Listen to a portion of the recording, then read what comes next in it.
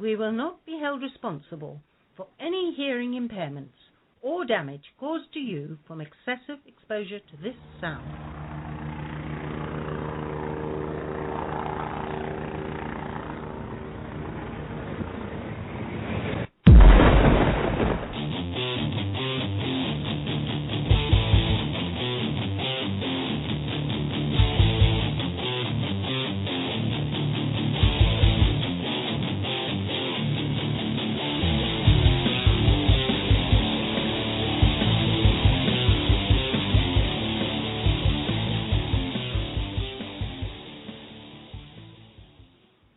Hey, it is the 18th of January, 2013 at 10:30 p.m. on the Nutty Coast.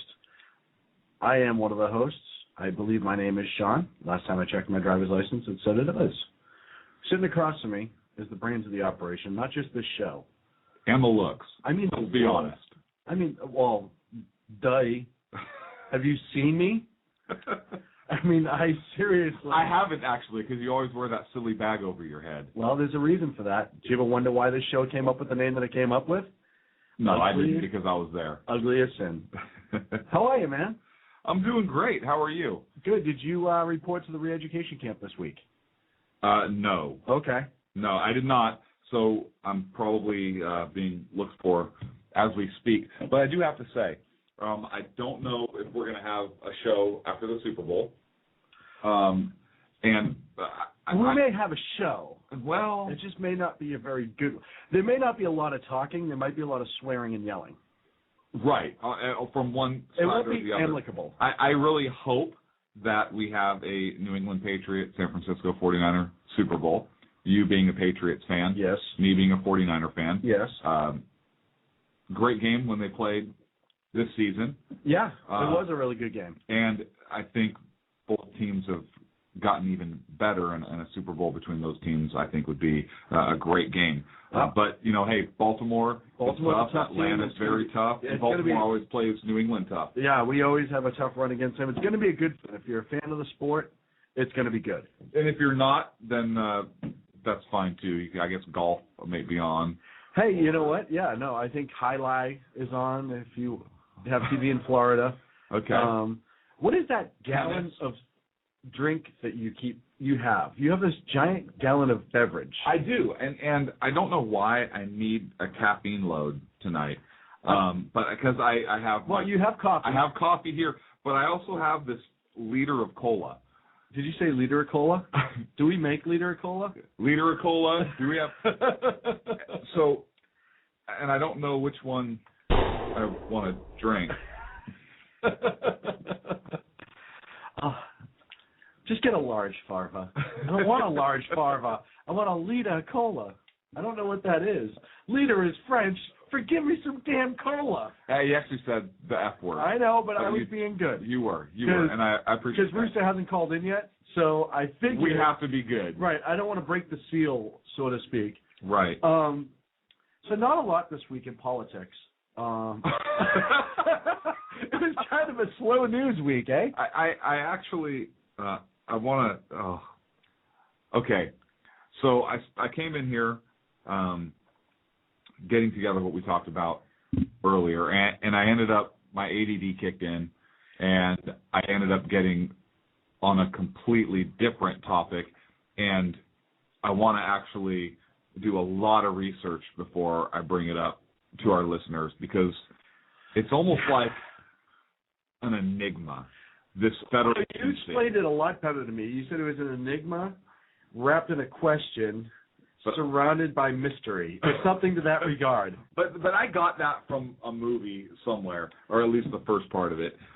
And you made the rest up as you went. Yeah. It's kind of like our show. Kind of like our show and my life. So, what do you may not see what I'm doing, but I'm kind of stressed.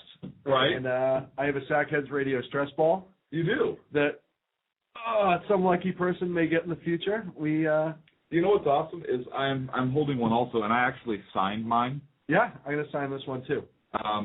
So what are we going to do with these? Well, I was thinking a couple different things. Uh-huh. They're really good for animals. If you have an animal, you can throw it against the wall. They can chase it, bring it back to you. Or you can throw it at the animal. Well, I was going to do that with Sacco. I was going to pelt Sacco with it. Try it.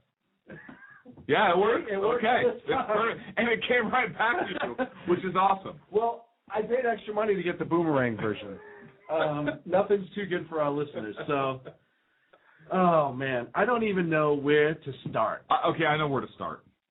So the thing that really had me, first of all, I noticed that, it's pretty bad when the president comes out with this huge, by the way, I went to White House website to get some information on these executive orders, or excuse me, executive actions. Sorry. He signed, this week, and this box came up, and it said something like, do you care about our children, yes or no? Click to sign your name up for, and I'm like, well, really? I do. Of course I care about children. So is this going to be a movement or a measure to start teaching personal responsibilities, a little bit self-sacrifice? Hey, don't showbiz the game. Okay? Sorry. Don't showbiz. Sorry. So, I thought, no, you're not going to use my name on some petition. See, Sackhead Clint clearly supports my agenda. Especially because you sign everything including this picture. Which is awesome. Wait. Not a big deal. Another autograph request. That too? And I told my mom to stop. She can have as much as she wants. She doesn't have to call the line, right? But hey, really, you know what? When we get it, or if people email fanmail@sackheadsradio.com, we're going to send it out. We'll like that. Yeah. Get it now, because if you have the signature now and we're dating it, and I may put numbers on them, when we're rich and famous, when we're still us. When we're still us. There you go.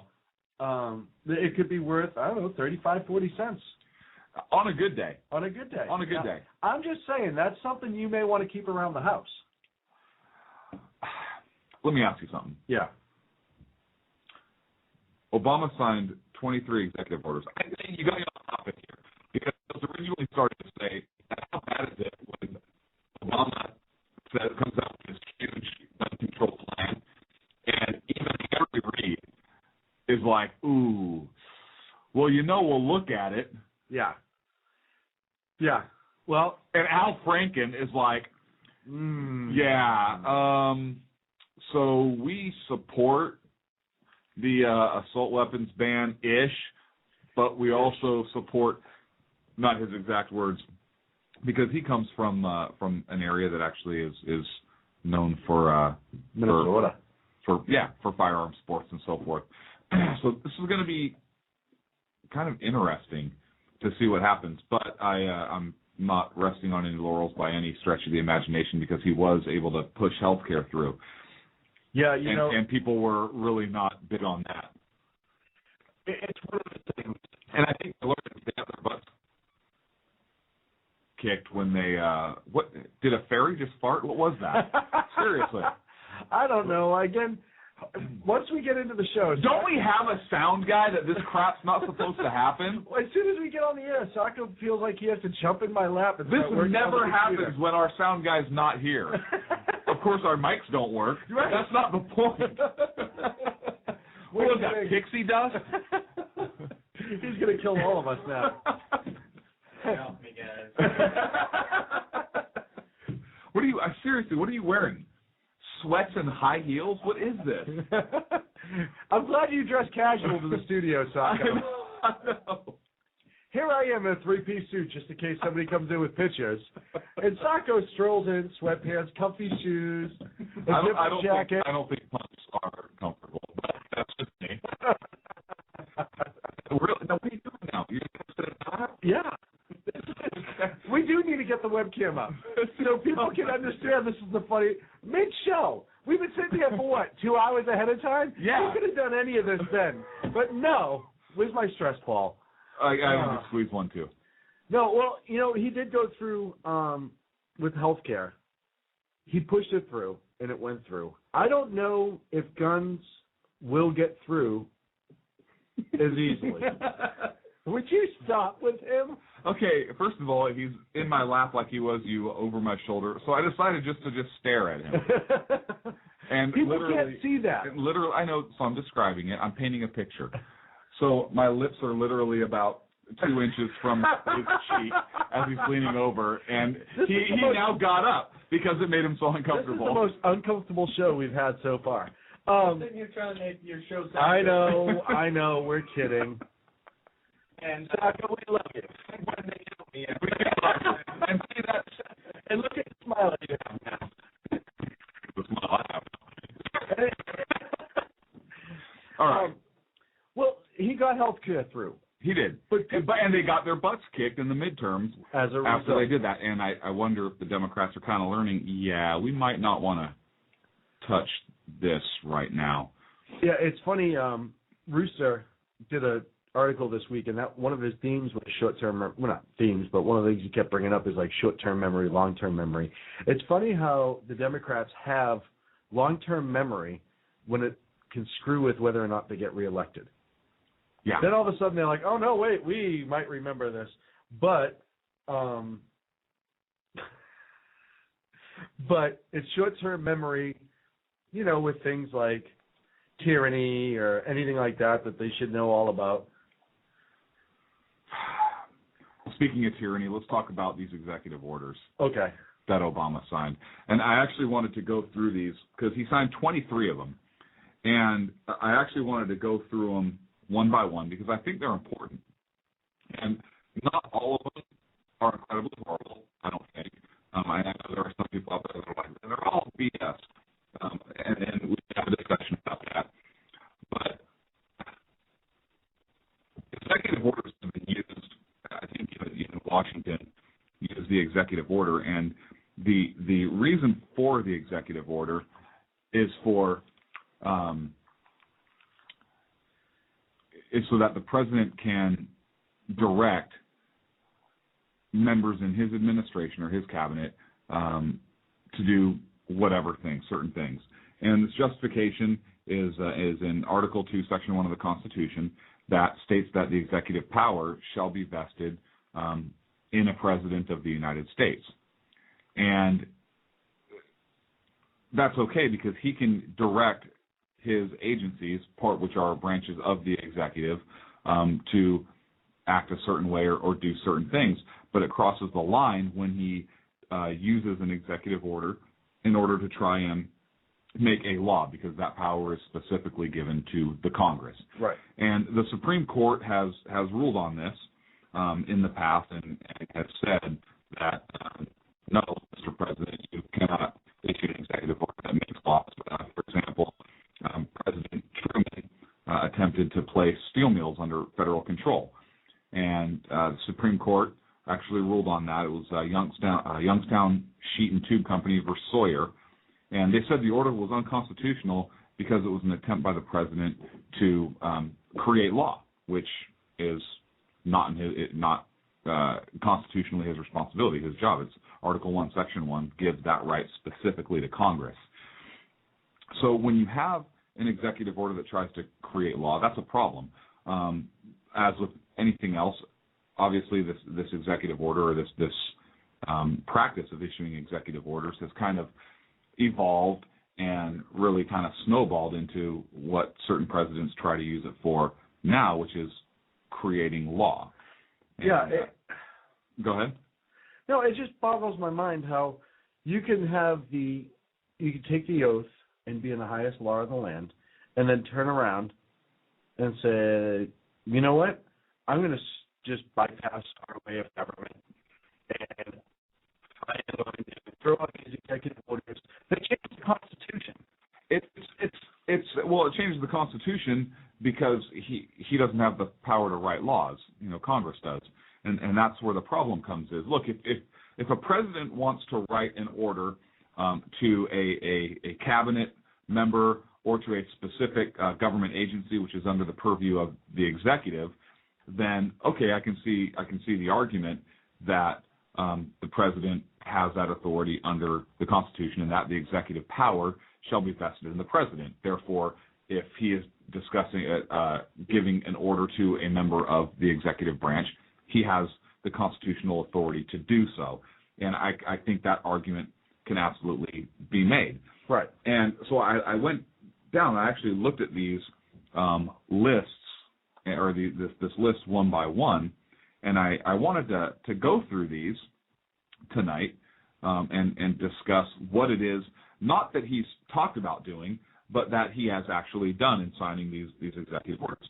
And we can take a look at them and see if he has the authority or not to do that, and really kind of understand what it is he's doing. So the first executive order thing that he signed was to issue a presidential memorandum which require federal agencies to make relevant data available to the federal background check system. And I think that's okay. He's directing the federal agencies, which are going to be, I would believe, under the executive branch, right. Those agencies, I don't know if it's only those agencies, in order to make data available for the background check system. He's giving a direction to agencies under his control. Right. Executive agencies, essentially. To make data available. I don't have a problem with number one. Do you? I don't see anything offhand. Okay. He issued a directive as the executive to the people that he controls. Right. Okay. To make relevant data available. What relevant data is, I don't know. But, to make this data available to federal background checks, depending what relevant data is defined as, I don't have an issue. And I got this list from FoxNews.com, who got it, according to their site, provided by the White House directly. Yeah. So I don't have a huge issue. You have a huge issue with number one? No, number one, I don't have anything major. I don't think it's any more than what already happens. Right. Other than questioning, hey, what is relevant data? Right. We have a duty to question. We need specificity on that. That's a huge freaking word for you, dude. You nailed that. Just so you know. Every now and again. I got to check out the rest of the show. Number two, address unnecessary legal barriers, particularly relating to the Health Insurance Portability and Accountability Act, that may prevent states from making information available to the background check system. Now, I had a question about this one, because address unnecessary legal barriers. Mm-hmm. What does that mean? Is the Second Amendment a legal barrier that can prevent states from making information available? Well, I think the Second Amendment, maybe in his view, is a legal barrier. Are privacy laws legal barriers that he's talking about? What kind of legal barriers is he talking about? I think he's talking doctor-patient privilege, maybe? I don't know. Well, he says particularly relating to HIPAA. So I think absolutely doctor-patient confidentiality is an issue in this. And here's the problem. He's now not giving a direction to a government agency. What he's doing is he is addressing legal barriers or matters of law. Right. Which is not in his purview. That would be a matter for Congress or a matter for the courts. Right. So as far as the interpretation of those laws go. So if HIPAA was passed and he's trying to sidestep that, or he says, well, Congress, you passed this law, but I think some of it is unnecessary, and we need to address that. I don't think that's his place. Granted, he says address it. He doesn't say remove them, but I have an issue with this one. Yeah, I definitely understand. Well, first of all, I had a problem with the doctor-patient issue right away. Absolutely. Is there something where I'm going to go in and it's going to be part of my physical now? Is this going to be, so, how you feeling? How's everything going? Bend over, touch this, grab that, cough. By the way, do you own any guns? Mom, I don't, but I got to go to the doctor. Right. I have an appointment later to knock this off. Well, yeah, I own guns. Why? You don't feel like killing anyone, do you? No. Then what's the point? Well, we're going to get to that later, but how is that any of my doctor's business? Exactly. That's what I mean. And number two, what happens if people now stop telling their doctors things because of this? As a result. Hey, somebody is sick. I'm going to say I'm sick, but I don't want somebody to hold this against me later on. Somebody is sick, or they're having these thoughts that they know aren't right, or they're having these feelings, and instead of getting the help that they need to see, they cannot seek help. They're holding back because they don't want their doctor to make notification, to make their information public as part of any kind of check. Now, if I go into the doctor and say, hey, I'm having a problem with my trigger finger, it's acting up, I'm having a bad time at the range, you know what I mean? I'm like, all right, well, at least if he wrote the report, problem while at gun range, finger, delay or numbness or whatever, that's different because that's a specific complaint. That was the example I gave, fine. But to just have a random part of it, hey, you have a gun? Well, I'm standing here naked in the paper Johnny, and you're asking me if I have weapons? How does this have to do with my doctor at all? Well, let's even take the. I agree. I think that's a separate issue, but let's take this to the point of, are they talking about mental health things, or maybe where are they going to stop this? Is it maybe, well, we don't believe you're physically capable of? Right. Where does this go? And I think once you have governmental intrusion into your doctor, it's a huge issue, and it comes into the whole. We can even get it off into the healthcare. Well, my other question is, it going to be somebody who goes, hey, you know what? I've had a really stressful couple months, family illness, whatever. I think I may need Xantax. I think I need some sort of just Xanax. Xanax. What did I say? Xantax. That's a stomach. Is That's a stomach thing. Is it? I thought it was like a Star Trek weapon or something. But or a bad guy from Star Wars. I just need some, or even less. People fly. I'm a really nervous flyer. They shouldn't have guns anyways, right? On the plane. But they should, but they can't. Flying caused me anxiety. I understand if I go to my doctor, you can give me something so I am less anxious on the plane. Oh, yeah, mental disorder. Here you go, federal government. Mm-hmm. He now has a mental disorder. Take his guns away. Whoa, wait a minute. I just want to fly to Boston. So I How about this one? Hey, this person has a medical recommendation for marijuana. Therefore, they're a drug user. So take their guns away. Ooh. Hey, I got one. They do medical marijuana for stress. Mm-hmm. Sorry, you're stressed out. You might be on edge. Okay, so it's we both agree that one's crap. Yeah, we both agree. Number 2's crap, and okay. I'm keeping tabs. Keep tabs. Number 3, improve incentives for states to share information with the background check system. Now, I have on one hand, I can kind of see it. Hey, you want states to share information across state lines with the background check system. Okay, I can see that. But to improve incentives. Okay, so first of all, what kind of incentives are we talking about? Because we're broke. Right. Second of all. So it can't be financial. Second of all, if there are incentives, then conversely, are there disincentives? Yeah. Or penalties for states not complying? And is Senator Fluke going to come to the state and drive a healthcare cost in the roof? Who knows what they're going to do? Who knows? So, and now are you infringing upon states' rights and state sovereignty? Well, now, like you said, the word incentive now opens that up to be a two-way street. Yeah, so I have... If you said work with states to increase... That's not his job as the executive. I'm not saying it is. And that's what we're talking about here. But neither is adding incentive to states. That's what I just said. You're confusing me right now. Listen, it's a long list. Let's go. Okay. So number 3 is crap.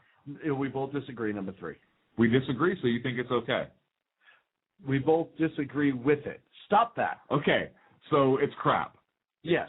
Crap. I'll just put crap. Just put crap. Number 4, direct the Attorney General. So we sound okay so far, right? Right, because AG falls under him. Right. So direct the Attorney General, who's a total stand-up guy. Now, why are you laughing? Now, why are you laughing? I didn't know you were going to be telling jokes in the middle of this, dude. Oh, that's how it's there. Okay. I say something nice about somebody and you have to go take it. I'm sorry. It's okay. He's not a racist. So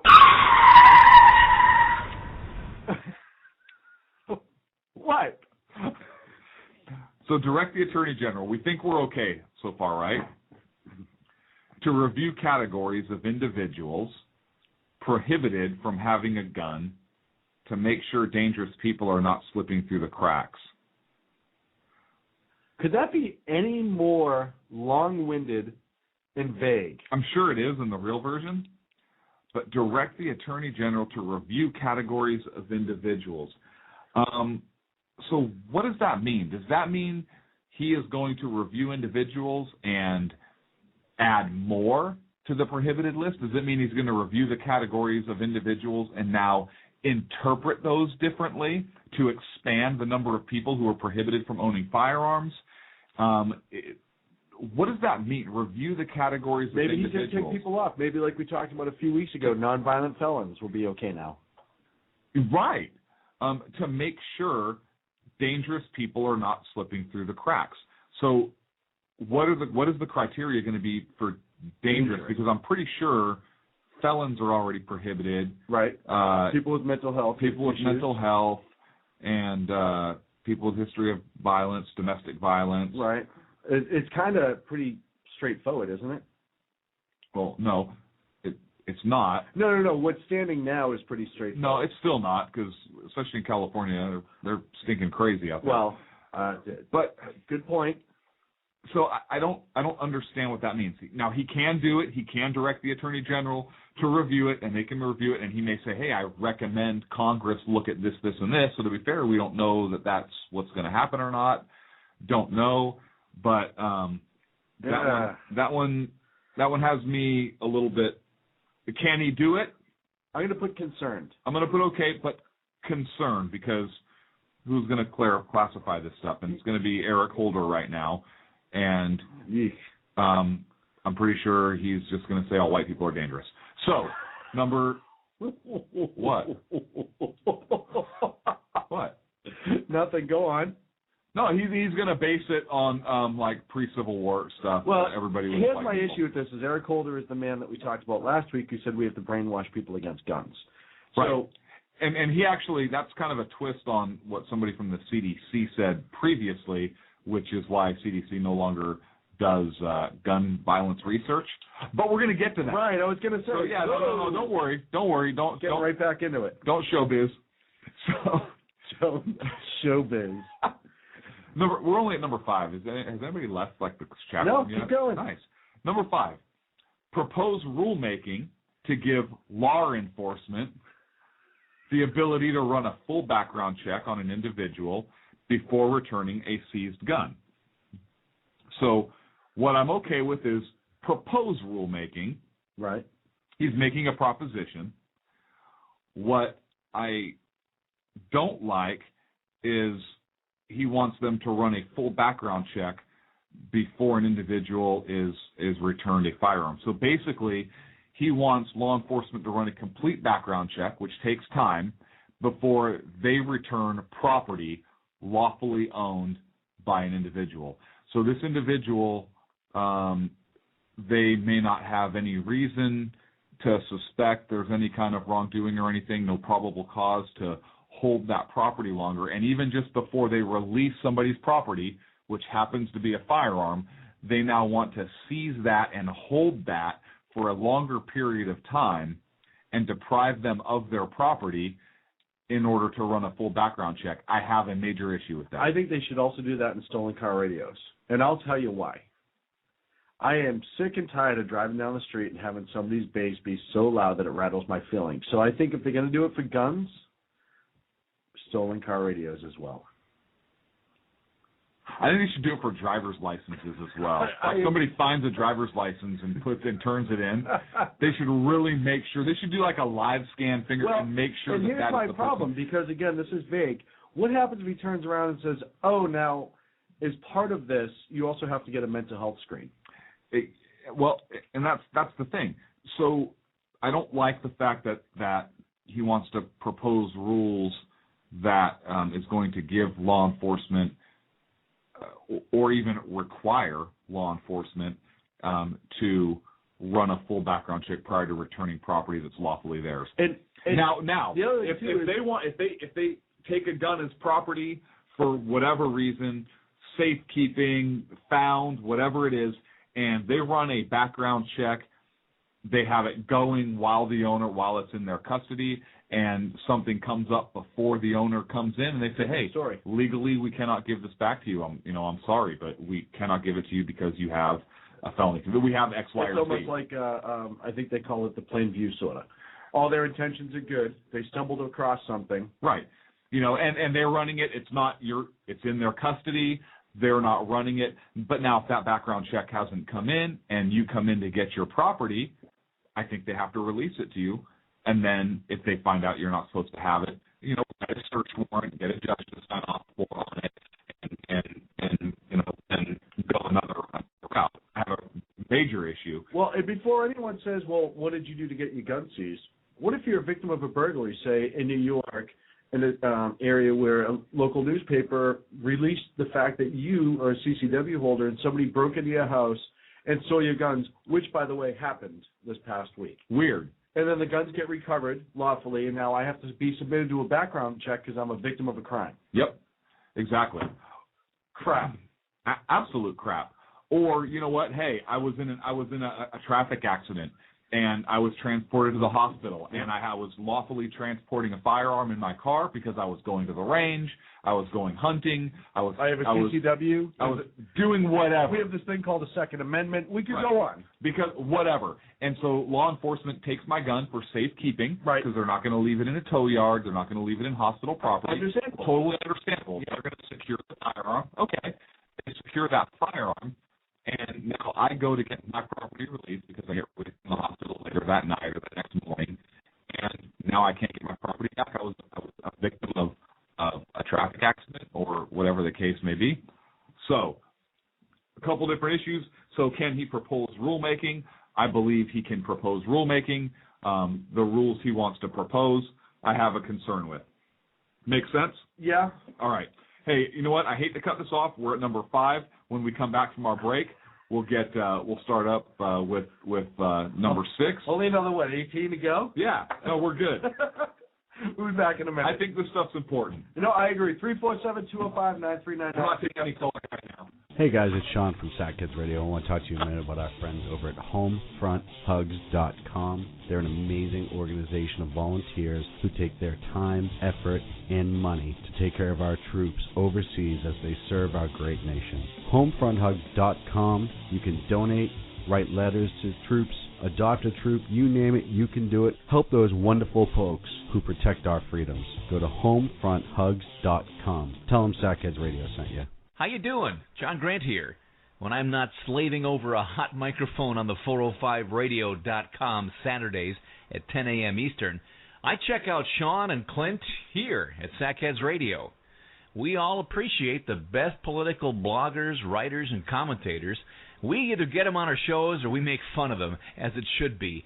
So check us out live Saturdays at 10 a.m. Eastern or forever on the podcasts on the 405radio.com. Hey, this is Sackhead Clint. I want to take this opportunity to thank all the wingnut leaders throughout the world to give our men and women of the armed forces a job, as well as all the anarchists, terrorists, and Occupy folks that give our men and women in uniform on the home front, firefighters, law enforcement personnel, and first responders, job security here in the States as well.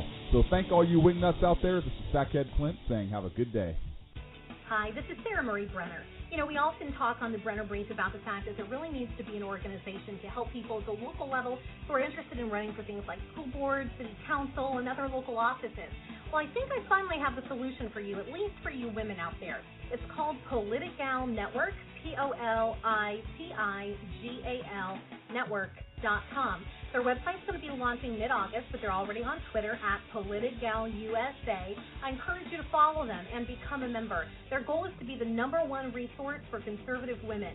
So if you love freedom, liberty, the United States of America, and politics, check out PoliticalNetwork.com or Twitter at PoliticalUSA. Hey guys, do you like our news briefs?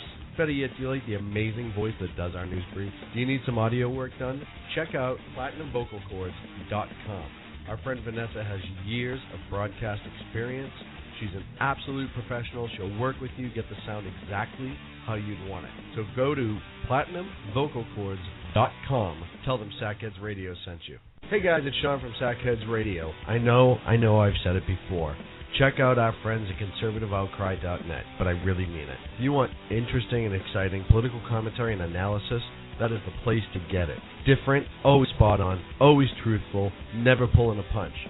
conservativeoutcry.net. Tell Rooster to get Bulldog back on and that Sackheads Radio sent you. And also, coming soon, the Sackheads Radio Forum on conservativeoutcry.net.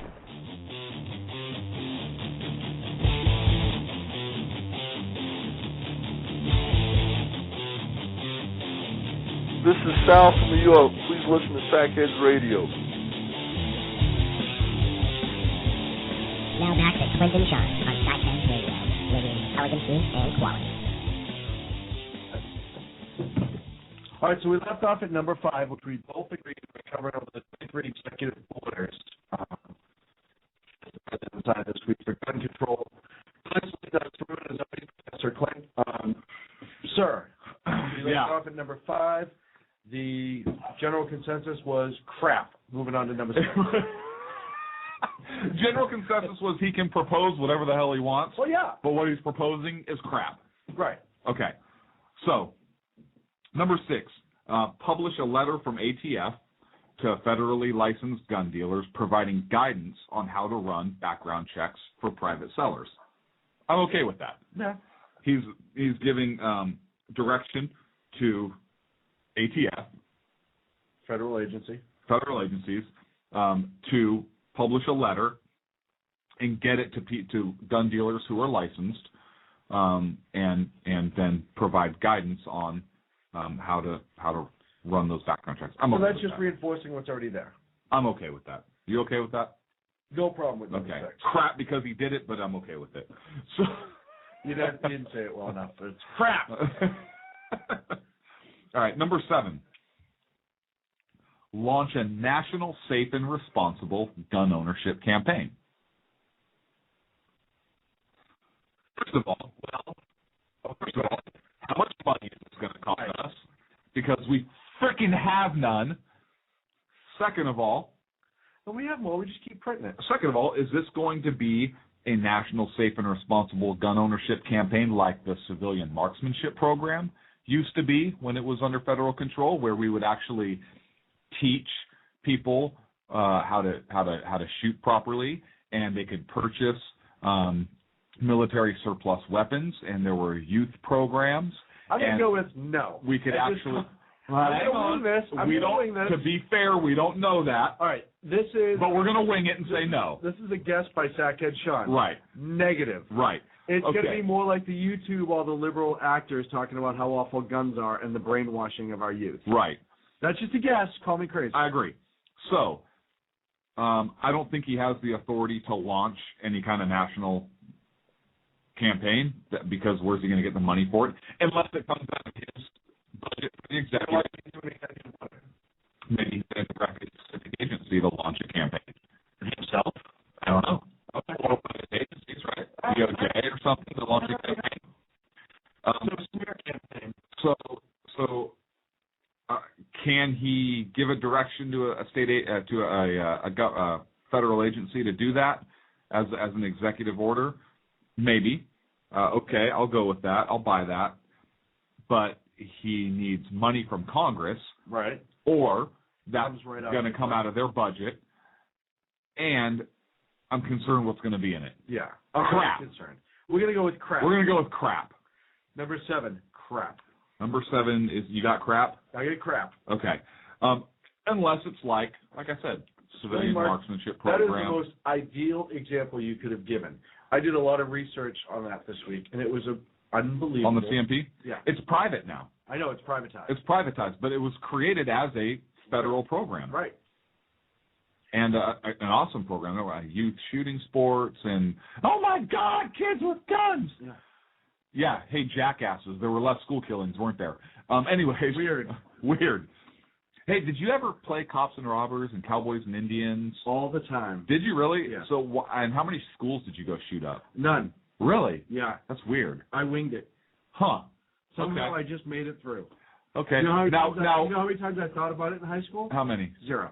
Really? Yeah. Yeah, me too. That's weird because I used to play Cowboys. Well, Buckaroos and Native Americans, but what?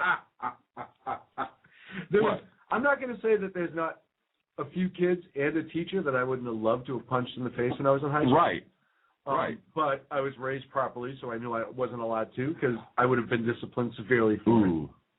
I'm going to call it Western Americans and Native Americans. Did you ever play Western Americans and Native Americans? No, because cowboys can be anywhere.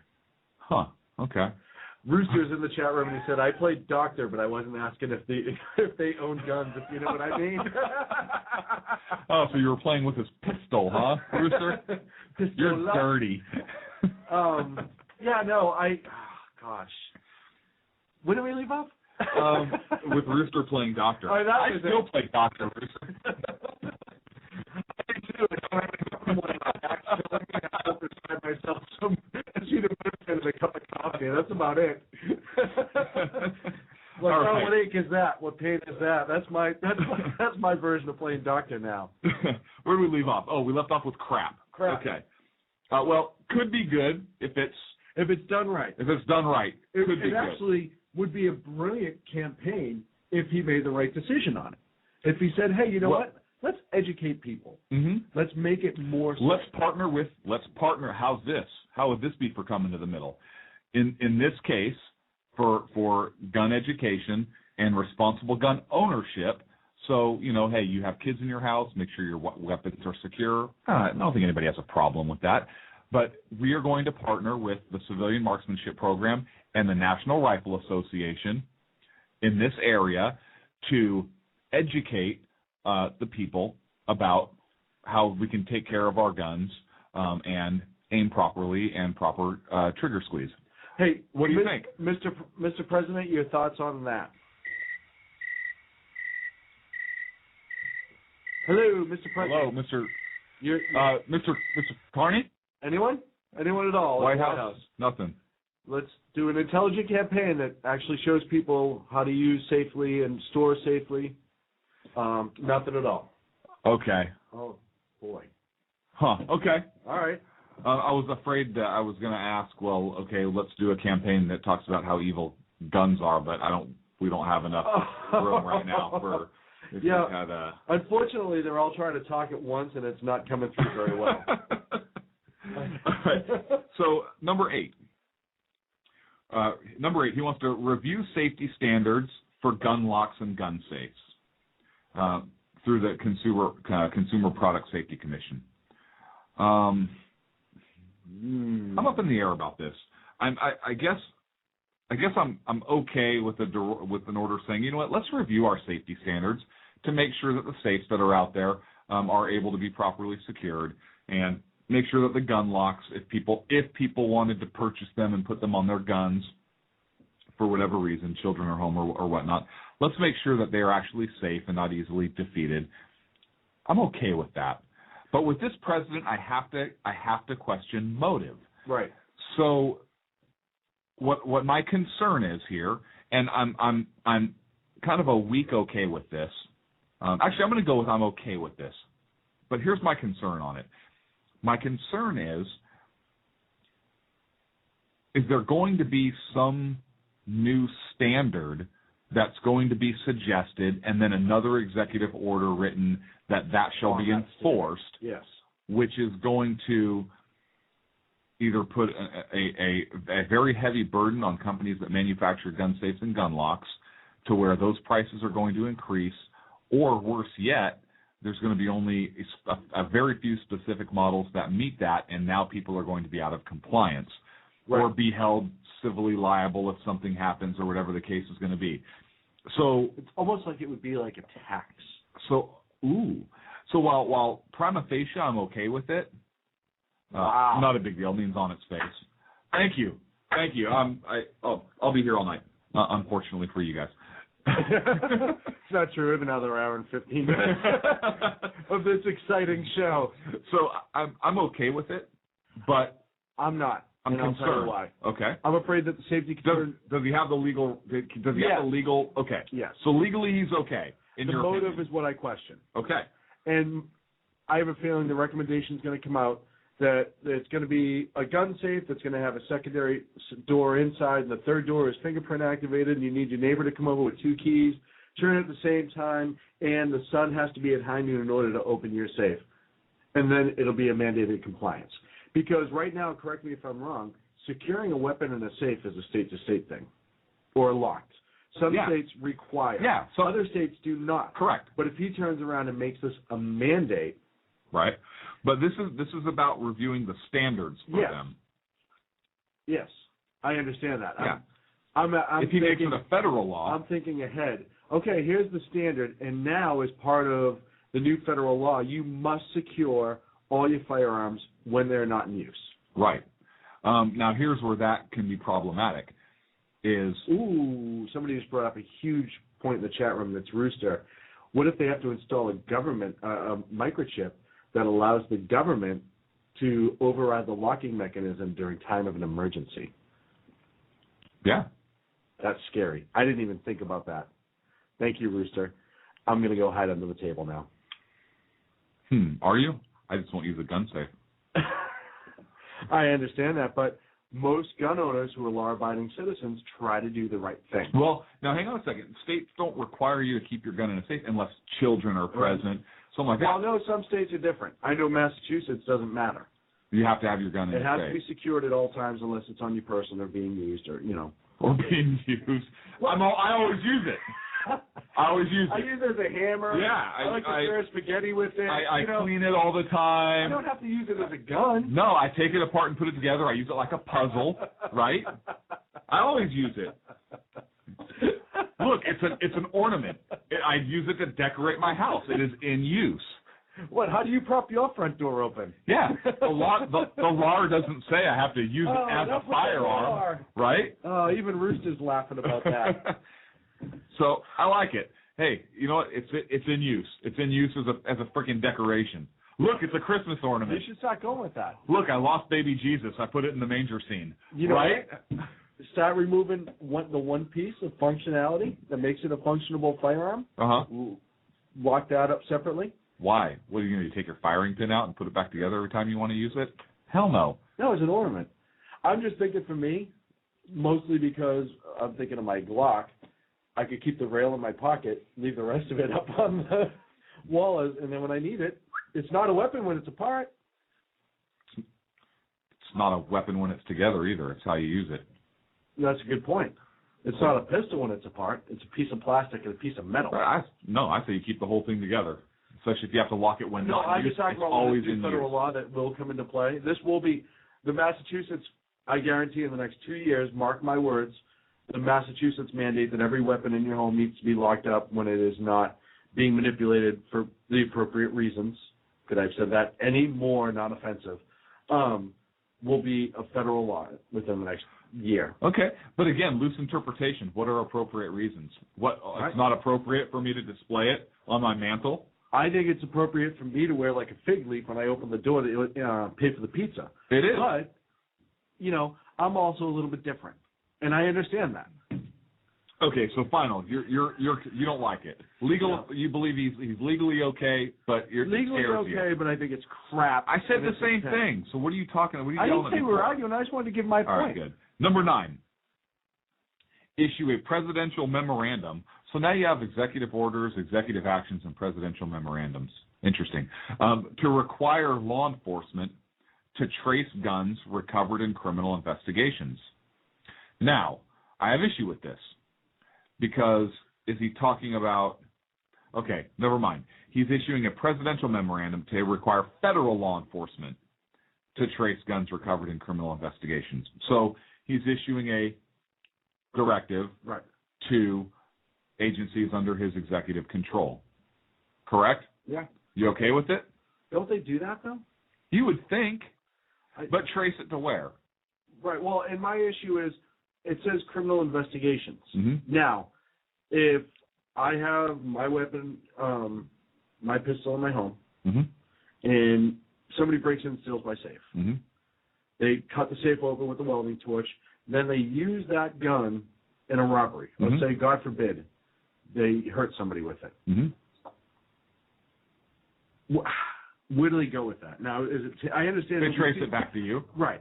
I understand it'll be seized for evidence. I understand the court process and all that. But afterwards, they were like, oh, no, you can't have this back. It was used in a heinous crime. We're going to melt it down. We have to melt it down. I don't know. That's my issue with that. I don't know. But all he's talking about here is to something they already gun. do, which I'm okay with that because they already do it now anyhow. But again, if you're going to take it back to like where the metal came from, or how far back you're going to take it, that's a money and resource issue. Right, huge money and resource. So So we have plenty of it. So you order your people to do that. It's a money and a resource issue, but you're coming out as the budget that Congress gave you. That's how you see fit to spend your budget. Okay, whatever. Number 10, release a DOJ report analyzing information on lost and stolen guns and make it widely available to law enforcement. Like a hot sheet? What? Like a what? Isn't that what they call it? Haven't you ever watched One Adam 12? Like a forever ago. They have a little hot sheet they do for the stolen cars in the middle. Oh, I always thought it was a book I looked at in high school. No. What? I don't think the word was sheet. Oh, okay. Okay, I don't know. I thought that was like, well, one page you tear out of your dad's is a sheet, right? So... Am I the only one that watches old television still? No, wow. But I just like, what? Seriously? What did you just throw I out? just watched an episode 2 days ago with the stolen car. That's the only reason I knew it. All right. Malloy got him. Some smart ass is going to research that and be like, no, you didn't. Yeah. So, any issue with that? No. I don't have an issue with it. He's ordering DOJ, his agency, to report information about lost and stolen guns. And you want to make it available to law enforcement, make it available to law enforcement. You would think it already would be. You would think, but they don't. Again, cost issue. But absolutely a cost issue. Cost issue, but he can do it, I think. I don't have any, with the application, other than the cost issue, I have no problem with that at all. Number 11, nominate an ATF director. No, sorry. You got to go without it. Okay, number 12. I'm just going to put crap anyway. Because whoever he picks is going to be crap. It's going to be crap. You know who would be great in that job? Pistol Grip Pelosi. I would love to see Pistol Grip in there. I would too. Or even, I don't know, either her or Dianne Feinstein. Ooh, that'd be a rough one. That would be good. Maybe you could have... That'd be almost as good as Kamala Harris as Attorney General of the state of California, who didn't get a single law enforcement endorsement. That would all... Oh, wait, that happened. That already happened. Yeah, that happened. Never mind. So we're going to do Pelosi and Feinstein as joint directors. Oh, God, can you just hear in that office all day?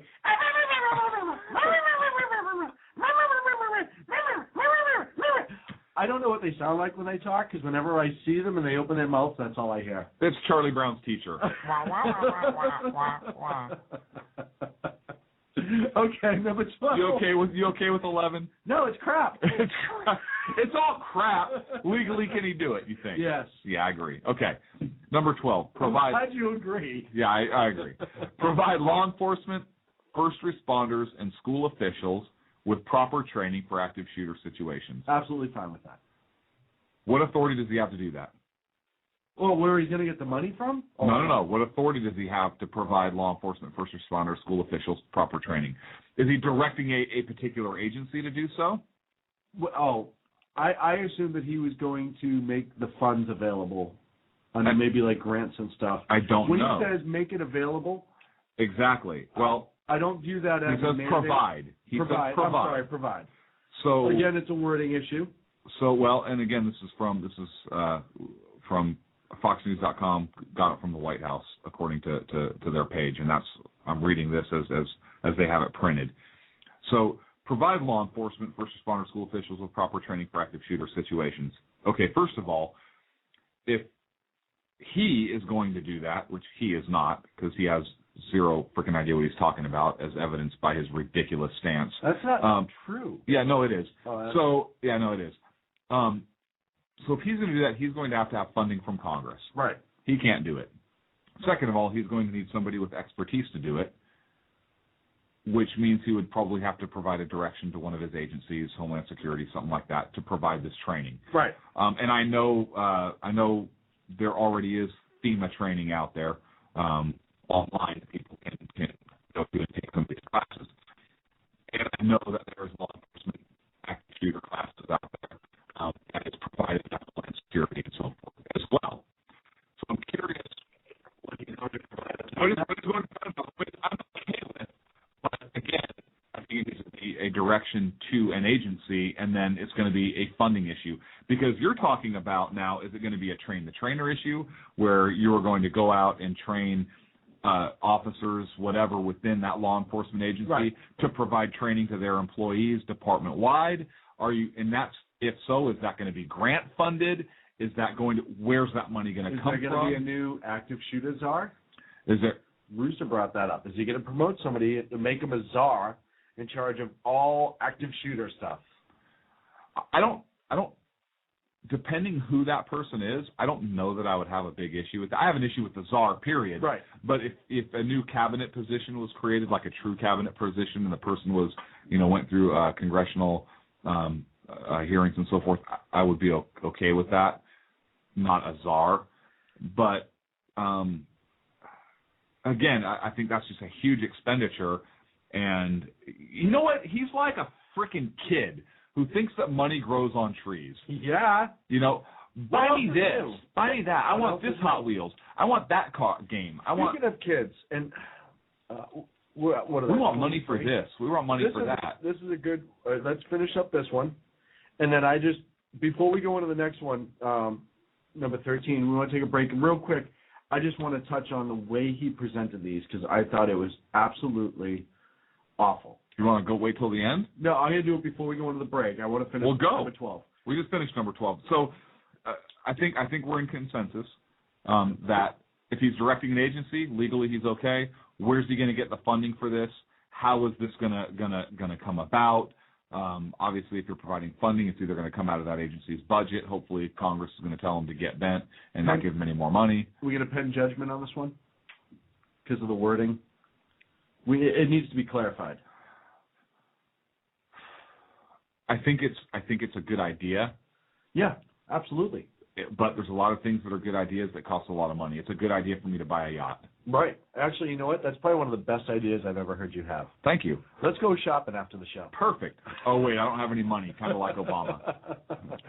So what? Kind of like just Congress. print some out right here, sackhead currency, and bring it over. It should be good. Our $1 trillion wooden nickel. $1 trillion wooden nickel. So when he presented these 2 days ago, he had on stage with him a stripper. I was watching a totally different show. Was Biden. Never mind. Yeah, no, it was. Explains the skirt.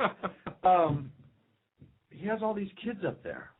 And to me, and I'm not the only one to say this, I know it's been said before, it says to me, if you don't agree with what I'm signing right now, you don't care about these children. Of course that's what he's saying. And just the simple fact that he would have the balls to bring those kids on stage and flaunt them around like that is absolutely atrocious. Does it surprise you? Seriously? No, but it doesn't mean that it doesn't piss me off.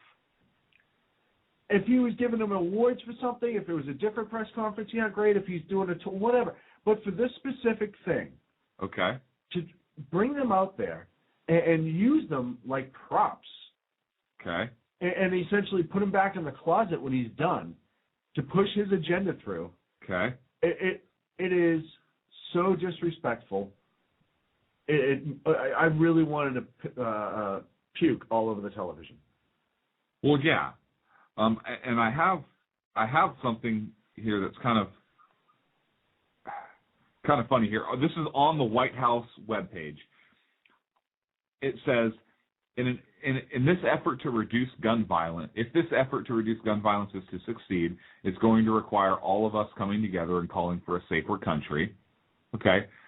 Sign on to show your support for the president's plan to protect our kids and communities. Right. Our kids and communities. Then share this page with others. Real quick. Are kids not a part of our communities, and that's why he had to list them separately? Because I would think that they would be. So why would you have to separate them? Oh, I know. So you see the word kids and go, oh. Hang on. I have another quote here again. This is from the White House website. While no law or set of laws will end gun violence, it is clear that the American people want action. If even one child's life can be saved, then we need to act. Okay, so you're just admitting that no law or set of laws is going to end gun violence? You jackass. You actually put it on your webpage? Right. But the American people want action. Okay. Even if one child's life can be saved, then we need to act. Okay. But no law or set of laws will end gun violence.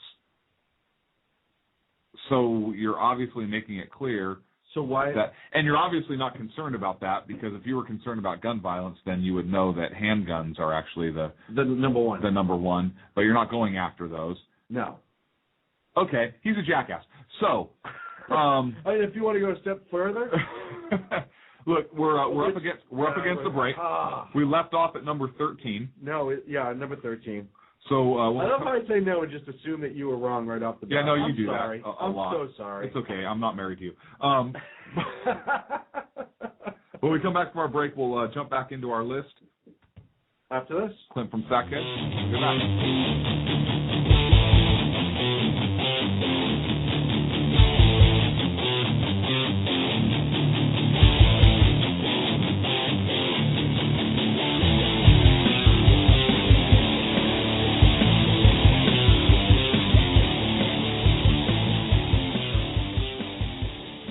How you doing? John Grant here.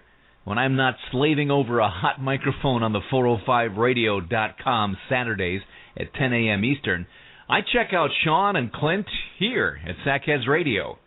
We all appreciate the best political bloggers, writers, and commentators. We either get them on our shows or we make fun of them, as it should be. So check us out live Saturdays at 10 a.m. Eastern or forever on the podcasts on the 405radio.com. Hey folks, this is Sackhead Clint. I want to take this opportunity to thank the men and women of our armed forces, as well as our first responders, law enforcement, firefighters, and emergency medical personnel. Thank you for all you do. Thank you for making this country and our communities a better and safer place. God bless. Hi, this is Sarah Marie Brenner. You know, we often talk on the Brenner Brief about the fact that there really needs to be an organization to help people at the local level who are interested in running for things like school boards, city council, and other local offices. Well, I think I finally have the solution for you, at least for you women out there. It's called Politigal Network, Politigal Network.com. Their website's going to be launching mid-August, but they're already on Twitter at PolitigalUSA. I encourage you to follow them and become a member. Their goal is to be the #1 resource for conservative women. So if you love freedom, liberty, the United States of America, and politics, check out PolitigalNetwork.com or Twitter at PolitigalUSA. Hey guys, it's Sean from Sackheads Radio. I know I've said it before. Check out our friends at conservativeoutcry.net, but I really mean it. If you want interesting and exciting political commentary and analysis, that is the place to get it. Different, always spot on, always truthful, never pulling a punch. conservativeoutcry.net. Tell Rooster to get Bulldog back on and that Sackheads Radio sent you. And also, coming soon, the Sackheads Radio Forum on conservativeoutcry.net. Hey guys, it's Sean from Sackheads Radio. I want to talk to you a minute about our friends over at HomefrontHugs.com. They're an amazing organization of volunteers who take their time, effort, and money to take care of our troops overseas as they serve our great nation. HomefrontHugs.com. You can donate, write letters to troops, adopt a troop, you name it, you can do it. Help those wonderful folks who protect our freedoms. Go to HomefrontHugs.com. Tell them Sackheads Radio sent you. Hey, this is Sackhead Clint. I want to take this opportunity to thank our men and women in uniform of the armed forces. Hey, this is Sackhead Clint. I want to take this opportunity to thank our men and women. Hey, this is Sackhead Clint. I want to take this opportunity to thank the men and women of our armed forces, as well as our... God. You going to mention me this time? Thank you, Sean. You said mention you, right? Oh. You totally need to keep that as an outtake. Now back to Clint and Sean on Sackheads Radio, radiating elegancy and quality. I remember that night that we were recording those commercials. That was so much fun. I don't remember that night, but I also woke up with a huge headache the next day. He was snapping. I wish I could have used all of the tape that I got that night, but for the children, I can't do it. That was fun. It was a good time. So we're back on. We're going through the list of the executive orders, the 23. Yeah. But the lots that he signed. I'm going to start calling him Obi-Wan because, as we titled the show, Obama the First. Right. So I'm going to call him Obi-Wan. So Obi-Wan. Obi-Wan. Okay. So Obi-Wan. I'm just going to call him Obama the First. Obama the First. Number 13. I just don't think most of those leaders have cute nicknames like that. What do you mean those leaders? Tyrannical. Oh, okay, yeah. Kings do. Kings do. Mm-hmm. Yeah. I'll tell you, I'm really, and if we have time at the end, you know what's funny is going to go off. What if there's another George Bush? Would we have a George III? GB3? The Democrats need to run a George, so we have a George III again.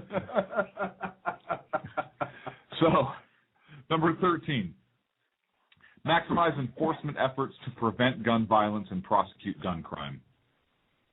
I'm okay with that. Yeah, it makes sense. It's directing DOJ and federal law enforcement to enforce laws and prosecute gun crimes, which is good because he's actually ordering Eric Holder to prosecute something. Right, which is nice because he tells him not to. Right, which is awesome. Like himself when he's held in contempt of Congress. What? Or whatever. Well, I don't. Hey, you remember Benghazi? Yeah, nobody else does either. Huh. Weird. Hey, so basically if you're white and own a gun, you're going to get indicted federally. Number 14. What? Nothing. What? So 13's okay. Remember the Black Panthers that were clear voter intimidation and he didn't charge them? Right. Okay, so if you're a black felon and own a gun, you might not get prosecuted. Are you suggesting that Eric? No, I'm outright saying it. That Eric Holder makes his decisions. Did I not say I think the guy's a racist? I know. I think the guy's a racist. I agree. He's probably going to come after me because I sound white. You only sound it, though. Which is weird. So, can you tell? Can I be held for contempt of court if I just don't like something associated with it? Yes. I need a shot. Get that stuff over here. I know. We're going to start soon. All right. Number 14. Now, this is an interesting one. Issue a presidential memorandum, there's that word again, directing the Centers for Disease Control to research the causes and prevention of gun violence. Now, this has been done before. Right. And this was stopped because I believe it was Congress that was like, wait a second, so you're using tax dollars to basically say that we need to change people's minds and how they think about guns. Because the people that were conducting this research were so biased. So this research caused such uproar after this knucklehead made this statement. I want to say it was 92 or 94. I don't recall the exact year. But it was under Bill Clinton where this was stopped. And so now he wants to reinstitute this again. And I pulled up something interesting because you think Center for Disease Control should talk about, like, public health concerns, right? Yeah. So I decided to go to the CDC website, cdc.gov /violence prevention. And here's what I found. Now, it says, why is school violence a public health problem? School-associated violent deaths are rare. And this is according to their website. 17 homicides of school-age youth ages 5 to 18 years occurred at school during the 2009-2010 school year. Of all youth homicides, less than 2% occur at school, and this percentage has been stable for the past decade. Right. So, again, these are answers to why is school violence a public health problem. They've already done it. Wait a second, have you seen a public health problem? I see a lot of organization. Right. I don't see a public health organization for mental health yet. Hang on. In 2010, there were about 828,000 non-fatal victimizations at school among students 12 to 18 years of age. In 2010, do you remember 828,000 students between the ages of 12 and 18 involved in like active shooter incidents? No, and you know what, in 2010... So what kind of victimization are they talking about? Probably bullying.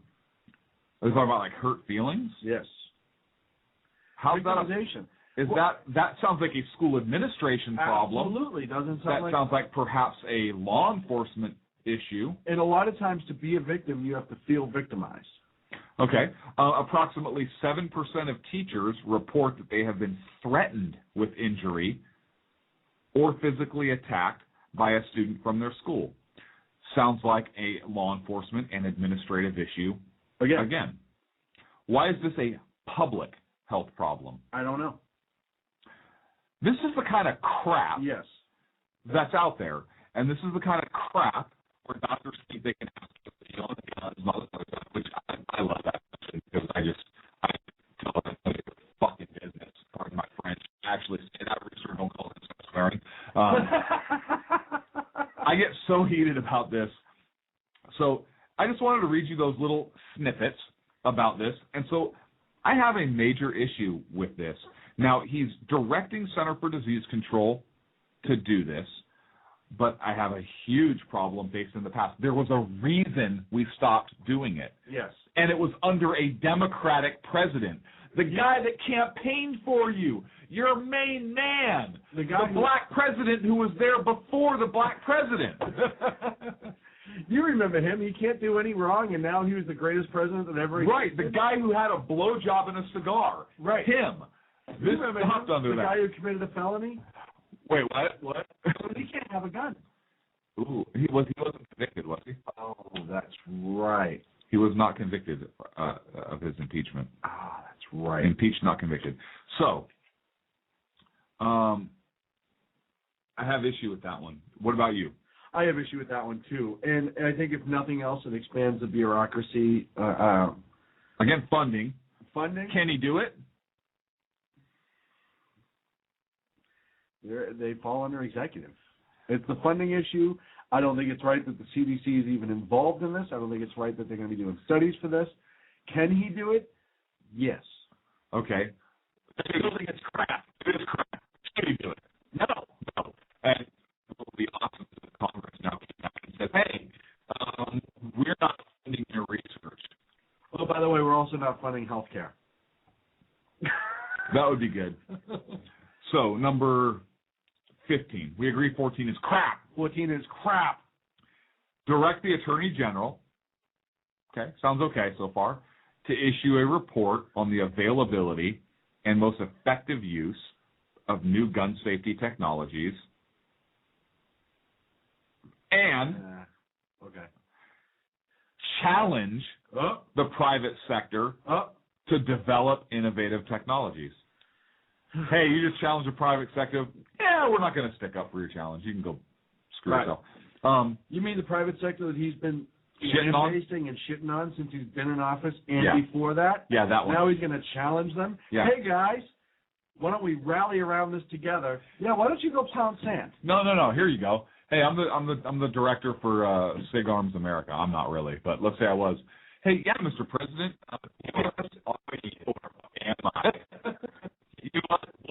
you give us funding. I'll be more than happy to look into develop innovative technology. It's going to take me about, how much more time do you have in office? It's going to take me about 4 years to do that. Yeah. So I'll go ahead and do that. But I'll make a deal with you, Mr. President. I'll do that research. Don't come after our companies anymore. Mm-hmm. Yeah. Turn your whole cheek on. Let's start really getting serious about what we need. It's education, appropriate education for firearms. Right. We need ranges so that everybody can learn how to use these appropriately. Why don't we model ourselves after nations where everybody has a weapon and they have virtually no gun violence? I tell you, I think it is a national security issue that we have a culture that is evolving where people do not know how to properly use a firearm. Absolutely. And that people are, it's a dirty word in some circles. We're becoming a nation of sissies. Anyways, 15. Can he issue the directive? Absolutely. Yes. To issue a report? Absolutely he can. Okay. Any issue with that? Challenge. Issue to challenge. Any issue? No. No, I don't have an issue with it either. If I was those gun companies, I'd tell them to go right. eat a bag of. What? It'll be interesting to see their responses. And it'll be interesting to see how that affects their sales. Because I think a lot of true law-abiding gun owners follow stuff like They do. Remember Smith & Wesson? Smith & Wesson was in bed with was it the Clinton administration? I don't want to give wrong. No, it was Clinton.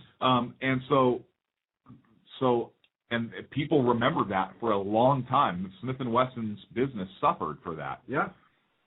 So number 16. Well, they also made crap guns for a while too. Other than their revolvers. Yeah, in your opinion.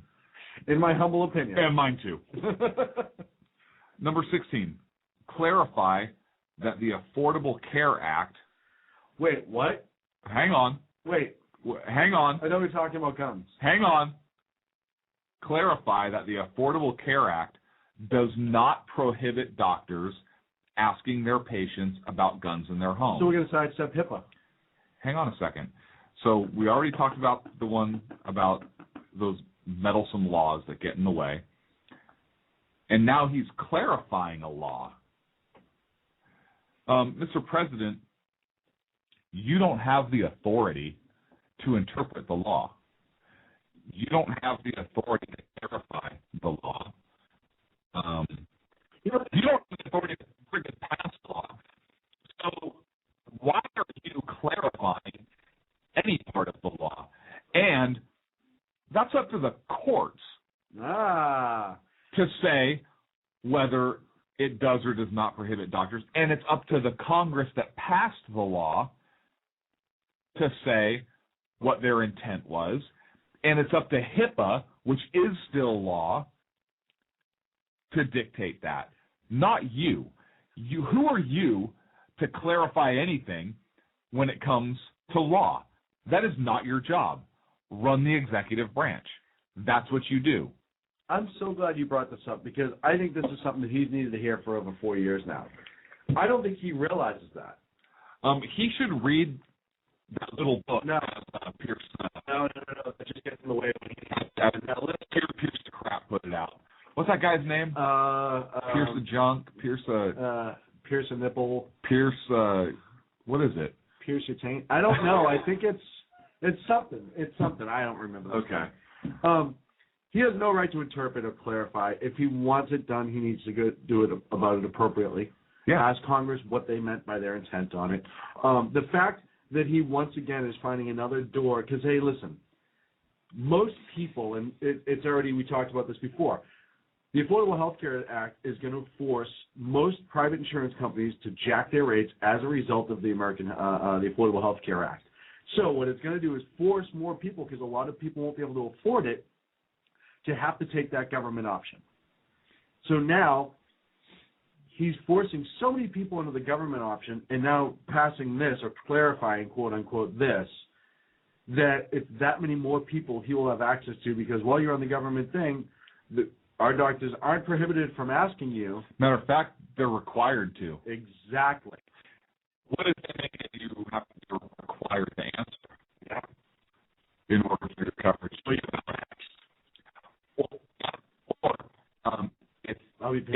lot of taxes. If your health questionnaire is not filled out completely, your coverage may be denied. And do you own a gun? How many guns? They're going to cross-reference it with what, if you're in a state that requires registration, they'll cross-reference it. Mm-hmm. So you do. Do you own guns? Run background check. You're answering the question. Right. Right. How many? A lot. Or some. Or run a check. Do you own guns? No. You have 15 guns registered to you. No, I have 15 firearms registered to me. I didn't understand the question. I thought you were talking about these guns. Sorry, Mr. President. You should have clarified what you meant. You douche. Hang on, it gets even better. Number 17. Release a letter to healthcare providers. That is complete crap. I'm going to go off of crap and say bullshit. Yeah. Full bullshit. Yeah, it's just right. B-U-L. I'll just do BS. I kind of know what it means. Do you? Yeah. Okay, you're good at it. Yeah. Number 17. Release a letter to healthcare providers clarifying that no federal law prohibits them from reporting threats of violence to law enforcement authorities. So can he release a letter that's released under the executive branch? I would say yes. To clarify, hey, nobody prohibits you from reporting threats of violence. Which they already have. Right. So what's the point? So there's a cost. Right. He wants to reiterate something. Right. That's already standing. It's contrary is to it what standing? Is it standing in all states? I believe so. Okay. I would have to verify that. However, I am almost positive that if any sort of person's under medical care and they say to that doctor they have or are going to commit a violent act, that doctor is obligated in most states, I know Massachusetts where I'm from, they are obligated to contact law enforcement. Agree. And California is also. Now, if he releases a letter, can he or the White House clarify law? No. Just a test sort of the job of DOJ and issue an opinion, clarify law. Hey, we don't believe federal law. Right. We don't believe federal law prohibits you from reporting threats of violence to law enforcement. But I don't have a major issue with number 17. Other than the cost. Number 18. Provide incentives for schools to hire school resource officers. I don't have an issue with that. So I guess the NRA wasn't totally out, huh? Doesn't look like it. Those loons on the right that the president is now. Yeah, those crazy people. That's weird. Why would you want schools to hire police officers that have guns? Why would you want to bring a gun into a school? Maybe we should go back to that. You're crazy. If you're on board. Silly. Obviously, the president's crazy and maybe shouldn't own a gun. If he's for 18, then why don't we go back to number 8 and make gun safety a positive thing? We already talked about that. I'm just saying. Because that's 2 times now that he said that he's pro-gun. Right. Well, he said it's right on the White House website also that it's pro-Second Amendment, as that it applies to individuals. Right. Bullshit. But I don't have an issue with that. No, I don't. What is incentives? I don't know what incentives is. Is that cash? Again, a money issue. But grant. I don't think that's a federal job. I think the White House maybe can come out and say, hey, it'd be a good idea. We'd like to see our municipalities push this, maybe support the idea. I don't think it's up to the federal government to provide money to local school districts and of education. Unconstitutional organization, in my opinion. Anyways. Yeah, but they still do it. It doesn't make it right. No. Okay. A lot of the things that he does isn't. You know what? I like school resource officers. I think it's a great idea. I think anytime you have an armed, anytime you have an armed good guy there to protect kids, that's a good thing. Yeah. Number 19. Again, I question whether it's a federal government's role. I don't think it is, but hey, they can come out and say, hey, this is a good idea. I don't know what he means by incentives, but not an issue. Develop model emergency response plans for schools, houses of worship, and institutions of higher education. So houses of worship maybe would be the Capitol building. I don't know, but it's the White House. Or the White House, yeah. And that might just be considered the promised land now. Okay. I don't have an issue if he's directing his agencies to develop model emergency response plans. No. Do you? No. Maybe under FEMA or Homeland Security. I mean, maybe give it as a guide to local school districts or whatnot. Whether you agree with those agencies or not, they exist. He has the right to do it. I agree with the intent of it. I absolutely, people should be educated and educate themselves. I don't have a problem with that. All right. And plus to have it's a model emergency response plan. This is what we recommend you should have in yours. You can add, delete. This is Inga. She's your model emergency response plan. Right. In case of emergency, break glass. She's in the bikini. Run with her. Nobody would dare shoot at her and go out the front door. Because she's so beautiful. Right. I don't think you lost me on that.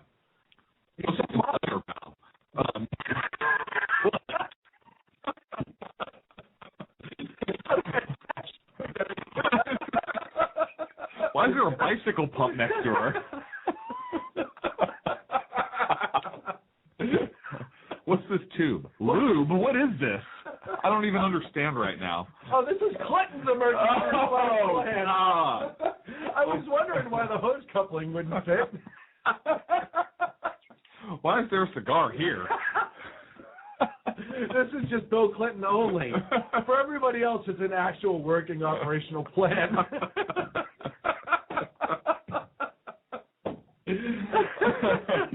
Oh, complete with blue dress. Nice.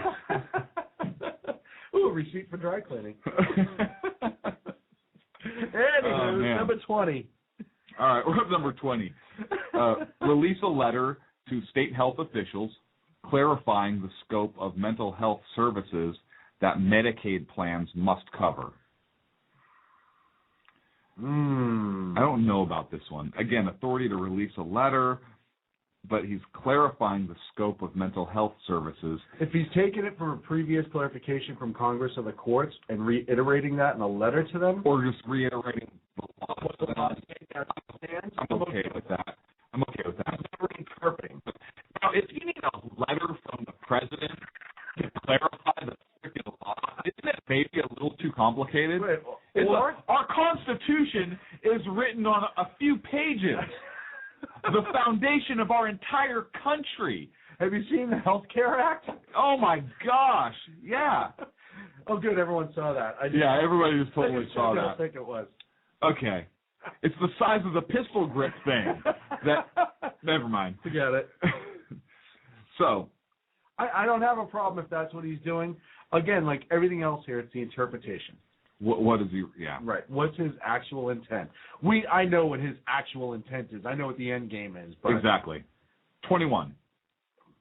Finalize regulations. Oh, sorry. No. Finalize regulations. Why are you so racist? It's a game. Hang on a second. We're talking about Obama and his executive orders, and you have to throw the word black out there. And then Jack on top of it all. You need to apologize for that. Aaron Holder, the white. So, you know what? I'm sad for you. We're up against the break. This is the way you're interpreting what I say. Hey, the left does it all the time. Yeah, look at Chris Matthews. No matter what it is. I hate to look at Chris Matthews. Don't say Chicago. I say this, obviously I demonstrate the absurd by being absurd myself. I am absurd. As absurd as they get. My mom had told me that my entire life, which is why I grew up playing with guns. So, I'm going to be on some watch list. I'm kidding for anybody who's out there listening. Already on it. Number 21, finalize regulations clarifying essential health benefits and parity requirements within ACA exchanges. Why is he finalizing regulations? Is that his job? No. What's the difference between regulation and a law, especially if they have the same effect? Regulations are usually done by agencies like the EPA. When they can't pass a law, they come up with a regulation. Right. That's not law, but it's still required just like it's law, and you can actually go to jail for violation of it, pay fines. Sounds like a law. It sounds a lot like a law, but it's not. It's really not. And I'll tell you why. Okay. I won't tell you why. Okay. Because I can't tell you why. Okay. Okay. So, not his job. Total crap. 22. Overreach. Commit to finalizing mental health parity regulations. Again, with the regulations. This guy likes regulations. Yeah. Which is not a shock. Law? Because he doesn't have that authority. He doesn't have the authority to regulate either. Exactly. But he doesn't use the word law because that's when people would get upset. Right. He's making new laws. Guess what, folks? He is anyways. Yeah, he's making new laws. Use the word regulations. We're almost done. 23. This sounds so nice. Launch a national dialogue. We're having it right now. Led by Secretaries Sebelius. Sounds like a Greek god or something, right? Sibyllus. Check. 1, 2. And Duncan on mental health.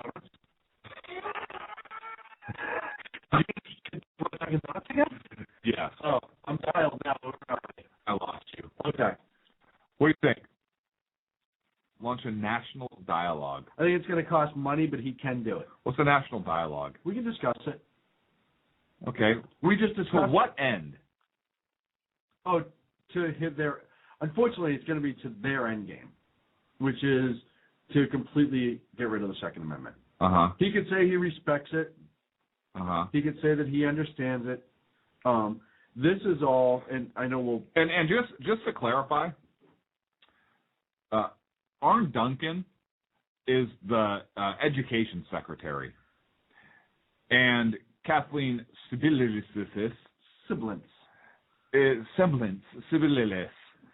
is the health and human services secretary. Right. Well, we already discussed the CDC for some reason now has a hat in the ring. Why are Health and Human Services is obviously the next logical So why approach. is education and health and because this involves children, and at schools, Department of Education has to get involved in it. Okay, you know what? I'll give you also education. The Environmental Protection Agency, because the firearms, when they're fired at ranges and stuff, emit smoke. Wait, I'm not. No, not smoke. Not really, just not smoke. Lead. Right. Powder. Lead powder. So then now we're into the mining commission because lead comes out of the ground. So let's get the mine. Is it just going to keep effing going? I mean, really? You just want to bring. You know what it is the more people that have their hands in it, the more routes and regulations they can take. Yep. To blow it up. Yep. So break. We're going to take a break and we'll finish and wrap it up. We just got to number 23. We got to take a break and then we can wrap this up when we get back. I want to go off on a tangent. You want to just blow through the break? No. Okay. I don't. We'll be back in We're a trying minute to with be Backheads Radio. I know we're trying to be good. Back in a minute with our final thought. Your final thought.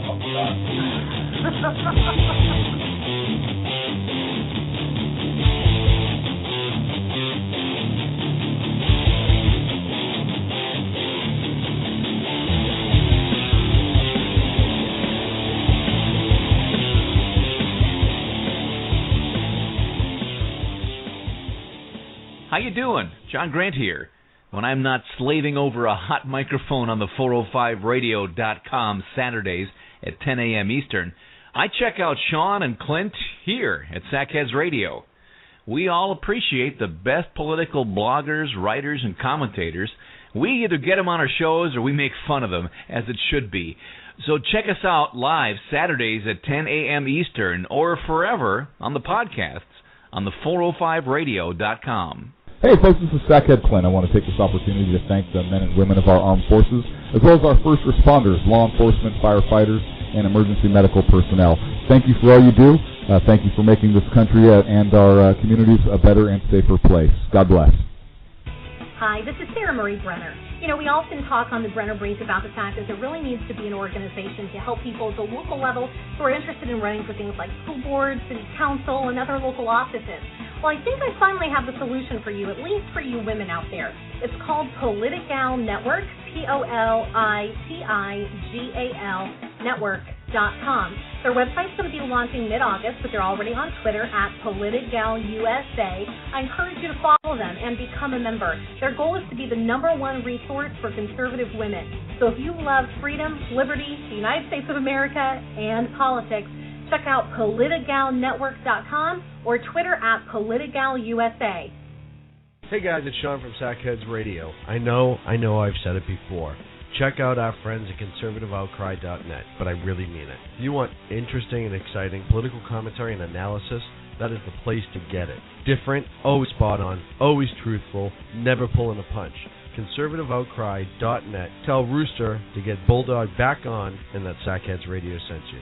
And also, coming soon, the Sackheads Radio Forum on conservativeoutcry.net. Hey guys, it's Sean from Sackheads Radio. I want to talk to you a minute about our friends over at HomefrontHugs.com. They're an amazing organization of volunteers who take their time, effort, and money to take care of our troops overseas as they serve our great nation. HomefrontHugs.com. You can donate, write letters to troops, adopt a troop, you name it, you can do it. Help those wonderful folks who protect our freedoms. Go to HomefrontHugs.com. Tell them Sackheads Radio sent you. Hey, this is Sackhead Clint. I want to take this opportunity to thank our men and women in uniform of the armed forces. Hey, this is Sackhead Clint. I want to take this opportunity to thank our men and women. Hey, this is Sackhead Clint. I want to take this opportunity to thank the men and women of our armed forces, as well as our... God. You going to mention me this time? Thank you, Sean. You said mention you, right? Oh. You totally need to keep that as an outtake. Now back to Clint and Sean on Sackheads Radio, radiating elegancy and quality. So you finish number 23. We finished with 23, and now I have something interesting here. We discussed kind of the end game, and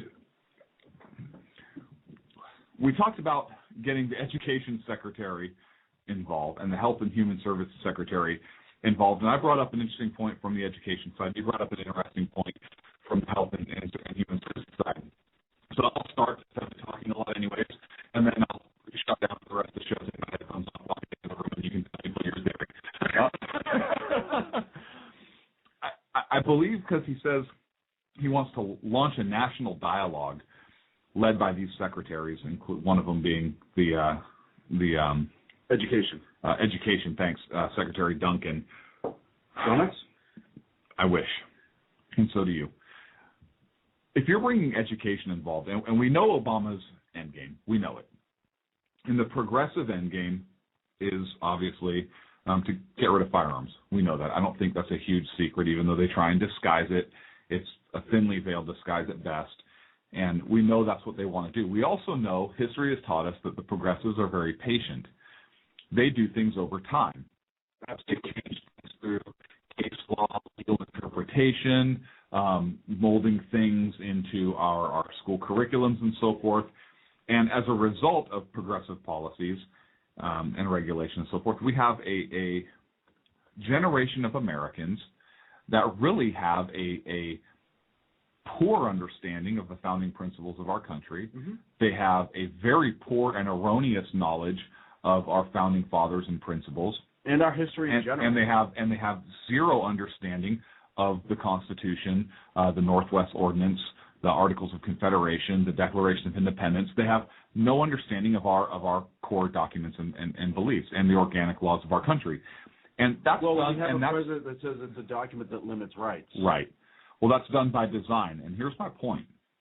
You have the Education Secretary now involved. So what are they going to do? Are they going to initiate this dialogue among their children now in schools? Mm-hmm. Is there going to be curriculum introduced under the guise of public safety and educating our children to where now in a generation or two, we are going to have a generation of American children who grow up believing that guns are bad. The Second Amendment doesn't apply anymore. The Second Amendment only applies here. They think guns are horrible. And so now we end up with basically the rights of American citizens to defend themselves, to defend their property, their lives. Willingly given up. Willingly given up. Yeah. And I look, I'm not a huge conspiracy theorist, but I look at the progressives and what they have done throughout the history of our country. I look at where the progressive movement has taken us in the last 100+ years, and they have done it. It's not a secret. History has taught us this, and this is another way that they can get their way within a generation or two. Look, they're very, very patient. Okay, yeah. Very patient, So this number 23 seems real innocuous. Launch a national dialogue seems real innocuous, but when that dialogue, and mark my words, when that dialogue reaches into our classrooms as a means of, well, we're just leading discussion in children's education and so forth, this is where it's going to go, and I'm having major concern.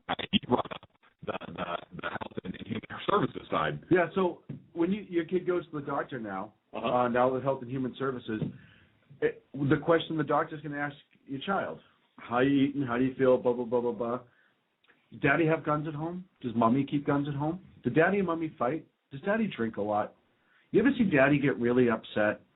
All information that if it's allowed to be asked, and the children, who most children by nature don't lie during really important things. You know, they lie about the cookie jar, stuff like that. But when you sit a child down and it's a serious situation, for the most part, they're honest brutally from the ones that I know. Mm-hmm. So it's just an other way into your house And they're using your child as the proxy. And the guise is going to be, well, we ask these questions for the child's safety, right? Because we have to make sure the child is in a safe environment. And you can't be present when we're asking the child these questions because your child has privacy rights. Right. And now that it's part of the government, if they're on government medical, the Healthcare Act, it's another door. And I'm sure they'll phrase it something nice like, does Daddy keep his guns in safes where it's locked up and safe? Yes. Oh, he does. Okay, well, when Daddy gets upset, does he ever take his guns out? There'll be a set of questioning that the children obviously won't realize it is a guise to find out information. Mm-hmm. I'm with you on the conspiracy theory thing. I wasn't a conspiracy theorist. I'm starting to be. And it's almost to the point that I question my mental health sometimes. Don't say that on the air. I know. He owns a Glock and he questions his mental health. We're taking it. I question myself because I don't believe that I should have to be a conspiracy theorist. I think that we have an amazing document that should keep that any concerns I have, but it's being torn apart. Nothing he really did with these executive orders, whatever you want to call them, was that damaging to the Second Amendment per se. Damaging in other ways, yes. But he didn't do it in New York, didn't say, hey, you know what, 7 Round magazine, blah, blah, blah, blah. Here's what he's doing. He's getting something done now to start getting the base going in midterms. Hey, you know what? I didn't hesitate when it came time to guns. Same thing happened. I sent Biden in, said, get me something going. We did something right away. I'm getting that base going. Yeah, he's anti-gun. I'm going to really get that going for the midterms because if we could take Congress totally for the Dems and the progressives because people are so upset at the right wings for, oh, my God, they love guns, they hate kids, blah, blah, blah, blah, blah, then now I can start dismantling the Second Amendment because the problem is a lot of Democrats live in states and districts that are pro-gun. I understand that, but pro-gun, it'll be interesting to see how many pro-gun voters come out. I'll tell you right now, and when you are talking about guns, that is a hot button issue. Right now, and I'm on the social networks all the time, Twitter and whatnot. It's a hot and heavy issue, and there's a ton of conservatives out there that are really pushing gun rights and making sure people understand what's going on, and they're doing a good job of it. But midterms are 2 years away, a little bit less. Mm-hmm. They're waiting for it's all about timing. Conservatives are upset now, but they're waiting for it to diminish. He's going to come out in the year and go, hey, you know what? I could have went out the guns a lot stronger with executive orders. I respected the Second Amendment. Everybody can relax. And people are going to do just that. Not everybody, but a lot of people are going to go, yeah, he didn't touch it. Okay, fine. And start to turn the cheek. But the end game is going to be disarming people. Of course, we know what the end game is. There was a Fox News poll that was done, and they found that twice as many people favor more guns over banning guns to reduce crime. I agree. And if you look at maybe people actually have common sense. If you look at statistics, I'm going to take a call here in a second. If you look at statistics, that's a proven fact over and over and over. We talked about it last week. All the way around. The more armed people are, the safer it is. So that makes sense. But they ignore that. They don't care. And part of me starts to think they don't care about the person-on-person crime. It is what happens. It's their agenda. It's our agenda. Yep. So I was speaking as... Oh, I see. Okay. Would you stop trying to push that on me? On the line right now is a man that needs zero introduction whatsoever. Hi, Dad. Oh, it's not my dad. I'm going to give him an introduction anyhow. Okay. Wait, not that one. I'm going to give him a better introduction. Blue, that's a joke, son. A flag waver. It's Rooster from conservativeoutcry.net. Rooster, how are you, sir? I love Foghorn Leghorn. Gentlemen, this is no joke. This is no joke. But this one we have here, he's not patient. He only has until 2010. Well, not as Senator, what's his name, has Congressman from Providence has his way. He already put it for it. Clint, I have yes, to sir. think back. I haven't talked to you guys in a while, and we kind of got off on the wrong foot last time. You and I are not so different on this issue, really. I believe that limited regulations are in order. You believe you should be able to own a tank. We're really not that different. I just simply believe the tanks will come when necessary to us. Aircraft carrier. Well, those two, they'll come to us. Okay. When the light goes off, they're going to come to us. A couple of observations. First, I don't think you can look at all 23 of these individually and say, oh, they're a bunch of crap. You have to look at them together. And together, I don't think they're crap. I think it's pretty dangerous. No, it is. When we say crap, we just meant that we think it's crappy. It's crap. This whole thing is crap. It is dangerous, and we're not saying that we disagree that it's dangerous or we think, oh, it's just fluff or him just puffing up his feathers. No, it's absolutely dangerous because we understand what his end game is, but it's crap that he's doing this. Well, the way I look at it is he just started the snowball at the top of the hill. That's what this is. Yeah. It's not one thing you missed, though. Go ahead. Is when he talked about how many people have died since Newtown, which at the time I think was 900. Right. Now it's 1,000 or a little over 1,000. Right. And he completely ignores. You want to save the children. I'll give you something. Let's have a national dialogue now about MS-13, the Crips, the Bloods, the Blades, absolutely. The Frankfurters or whatever. Because the problem is our children. That's where these killings are coming from. You get rid of those, we're back to 20, right? Yep. Yeah, maybe not 20, but. No, and that's the issue. It starts at home. So would you then propose there was Bush had there was a war on drugs that was launched in the 80s. Would you launch a war on gangs? Well, you did it once in Los Angeles, but he got in trouble, didn't he? Yeah. Well, I think what you should do if you're going to launch anything, you launch an education for parents. See, I disagree. I think you launch a missile. And where you send it, what? Really? Why do you have to laugh at me? No, wasn't there if the government wants to help, I think one of the things the government can start doing is truly educating parents. We have, it's statistically, we have parents that are very young now, and it's getting younger every year. Educate parents the right way. How to be involved in the kids. Wait a second. Back when our country was founded, weren't people being parents like even younger than that? Well, yeah, but they were also raised. Which is weird because they actually had values and didn't go do. Huh. Okay, never mind. That was back before. Now we've just gone to, a lot of the problems. Back when we were still a moral country, you mean? Yeah. Back when things were based off stuff, And I'm not saying that every young parent out there is based off morals. Sorry. Based off stuff. That was awesome. I didn't mean that. But I'm not saying every young parent's a bad parent, but I think we have a run of parents who, and you brought it up in your article this week, and I thought it was great, they stick their kids in front of video games and walk away. And I'm not saying the violent video games cause violent actions. I think you're right in saying the lack of parenting causes the kids to do bad things. Yeah. I think so. And that's where it comes down to. Because when I grew up, we didn't have bad things. Right. Not to this but you extent. know what? We also, when you grew up, you probably also had, in that era, more stay-at-home parents. Yeah.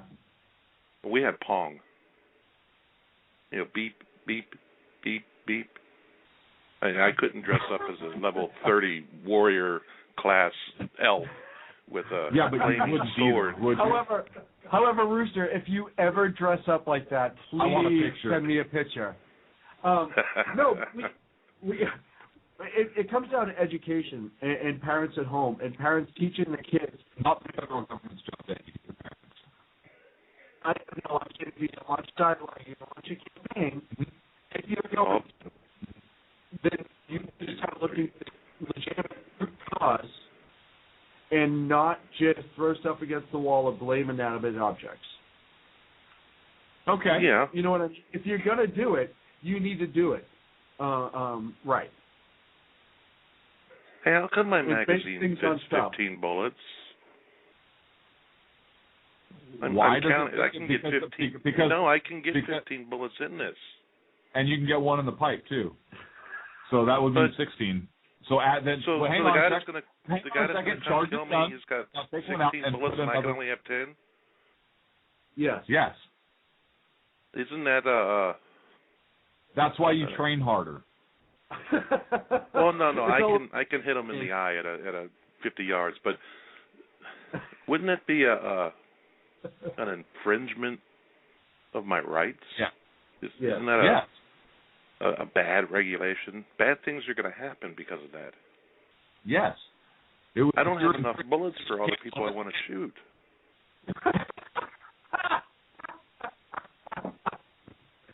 Oh, gosh. We'll have to go back to realizing what the sarcasm voice is. The problem is youth, honestly, and I hate to say it, has no respect for life. And you look at cities like Chicago that have a fairly high poverty rate, and it's one of the most violent cities in the country right now. But you can't have a gun there. Huh? Wait. Well, there's no guns in Chicago. So then it's not violent. So then what are you talking about? Why are we even having this discussion right now? There are Everything no should guns be in Chicago. Rom told me there are no guns in Chicago. No, I'm sorry. Rom told me I can't bring my gun to Chicago. Well, Heller had something to say about that, the Heller case, so that could change. Yeah, but Heller hasn't gotten the Rom yet. Let me. D.C. though, here's what happened in D.C. The Heller case broke, but D.C. put a regulation in that you have to get paperwork at a D.C. gun store. That doesn't exist. So all the paperwork that you have to do to get a gun, you have to go to a D.C.-based gun store. That doesn't exist. So wouldn't that be the same thing as prohibiting people from exercising their lawful rights? Yeah. Yeah, but it doesn't matter because there's no guns in D.C. either. Well, there's no violence either. No. It comes down to, listen, this is all about endgame. They are politicizing the Sandy Hook tragedy to meet their agenda. They've done it before, and it's been a great distraction for them from Benghazi, which, when was the last time you've heard anything about that? Who is Benghazi anyways? I hear so much about this guy. So he's that one-eyed guy that got the Americans in Algiers, is it? Benghazi, yes. He's got one eye. It's all an appropriate smokescreen. They push the focus away from Benghazi. They push the focus from Fast and the Furious. They make it about Sandy Hook. Somebody gets a headache. And then what they do... Oh, that was a concussion, right? ...is they're using this to charge their base for the midterms. We were tough on guns. We didn't back down when it was our time, and we stepped up. We had Biden, this, that, and the other thing. It's all a political ploy. I disagree. I think he absolutely believes this crap. I do, because it's not a winning issue in an election. It's not. You have too many gun owners in this country. We just read that Fox News poll that people believe that more guns are going to prevent crime than reduce it. But you said this yourself. 2-1. They're very patient. They're very patient. So they're very patient. They're going to test the waters. No, they're not. They know what they're doing. They're putting the mechanisms in place now in order to get their desired result maybe 50, 100 years from now. The progressives are excellent at doing that. They've proven over and over again in history. But I think they know they're losing political, which is why so many Democrats are lukewarm at best towards this bill that he wants to put forward. He doesn't have another election. He doesn't have another election that he has to answer to. Right now. These Democrats in Congress do. So he can put this bold plan out and say, look what I did, but nobody wanted it. And the Democrats in Congress still have the clout to be able to say, well, see, we didn't want to take away your Second Amendment rights. We didn't support that. We want to have a conversation or whatever the case is. So it's not a winning issue for the Democrats in the midterms. It's not. I disagree. I think they're getting bolder because they know they have the momentum, or they believe they have the momentum. Then why has Harry Reid not come out and supported it wholeheartedly? Harry Reid himself has said, well, we'll take a look at it. Right. No, because Harry's waiting for martial law that's going to be called for in the next year or so. Exactly. But he's not going to touch the gun issue. I think this is Al Franken's not touching the gun. I think this is a toe in the water. I think they're sticking All right, guys, it in. you got 4 minutes. I got to go. All right, Rooster, thanks. Hey, one question. There was an executive order issued for Holder to gather and report on guns used in a crime. Yes. So should I wait for my information on Fast and Furious now? Will it be coming soon? Yep. It should be coming. Right around the corner, right? Well, it was. I think he directed them to issue a report on the availability of new technologies. He directed DOJ to release a report analyzing information on lost and stolen guns. That should include Fast and Furious, right? That's what I'm thinking. Yeah. All right, guys. So? Great talking. Hey, right, Rooster, thank you very much. Rooster for conservativeoutcry.net. No, I think this is the toe in the water. I think they know they're not going to pass it, but I think they want to see where they stand. I think they know exactly where they stand. How many people have changed their minds? How many people? No. Because there's been a lot, and like you pointed out, Chris Christie's going to come out against the NRA.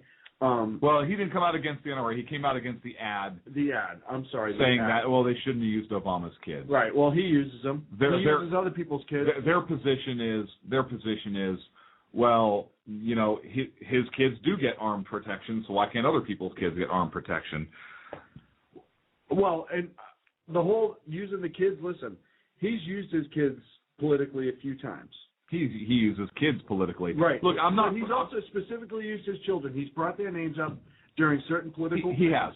I'm not for using kids in a negative light, but I think the NRA brought up a valid point. Absolutely. In that, hey, the president's kids get armed protection, whether they want to or not. It doesn't matter. Right. They get armed protection, and he's saying that his kids get armed protection.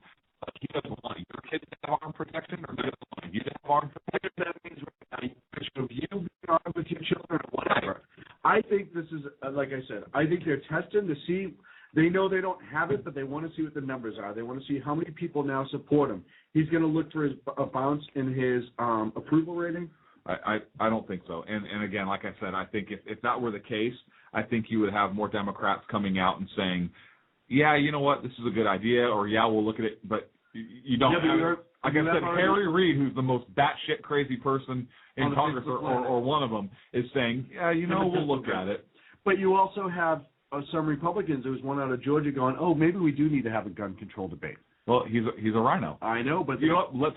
We'll have a gun control debate. We can have the debate. Right.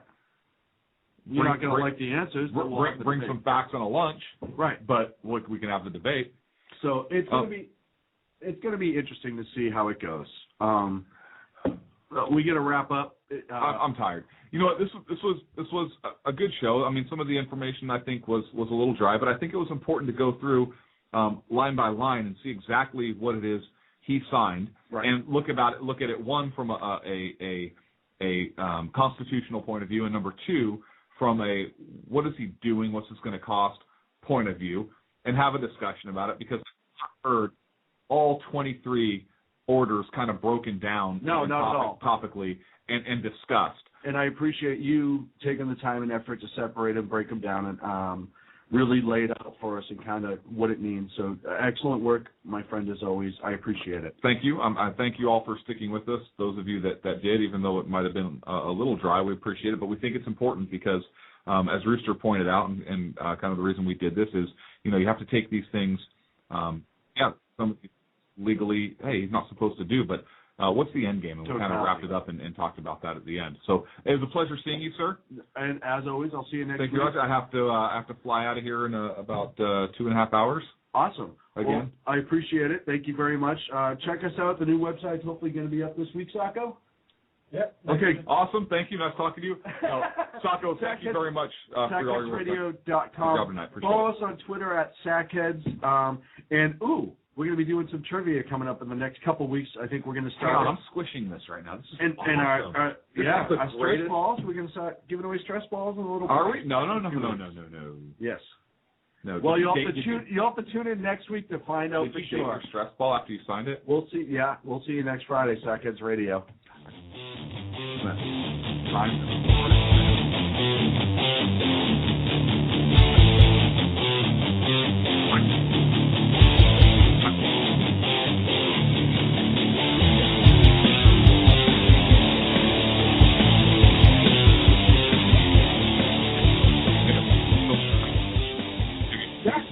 God, I'd love a piece of the beer. That'd be great. Grab a piece of the beer. Are we still on? What? What does this mean? Well, What are we recording? We can extend the show there. no, we're not. We're not supposed to. I just wanted to catch you guys off guard. Sacco! Really?